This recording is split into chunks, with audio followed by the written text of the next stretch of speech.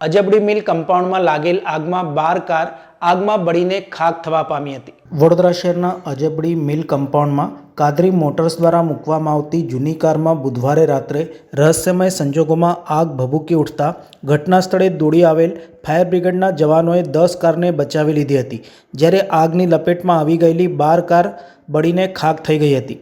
અજબડી મિલ કમ્પાઉન્ડમાં Kadri motors દ્વારા 22 જૂની car મૂકવામાં આવી હતી। તારીખ 15મીના રોજ બુધવારે રાત્રે આ કારમાં અચાનક આગ ભભૂકી ઉઠી હતી। જોતજોતામાં આગે વિકરાળ રૂપ ધારણ કર્યું હતું। આગની અગનજવાળાઓ એક પછી એક કારને પોતાની લપેટમાં લીધી હતી।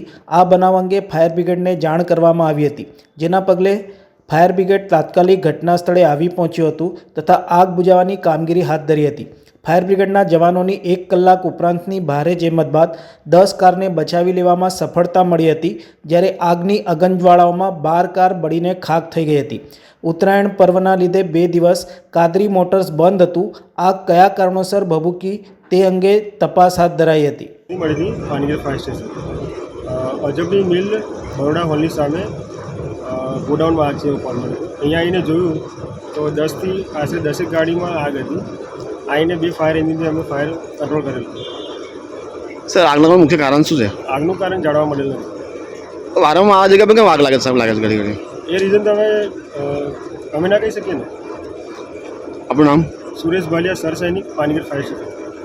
સમાચારોના સતત અપડેટ મેળવવા માટે લોકમત ન્યૂઝને YouTube ઉપર સબસ્ક્રાઇબ કરો, બેલ આઇકોન દબાવો અને અમારી સાથે જોડાયેલ રહો ફેસબુક, ઇન્સ્ટાગ્રામ અને ટ્વિટર ઉપર।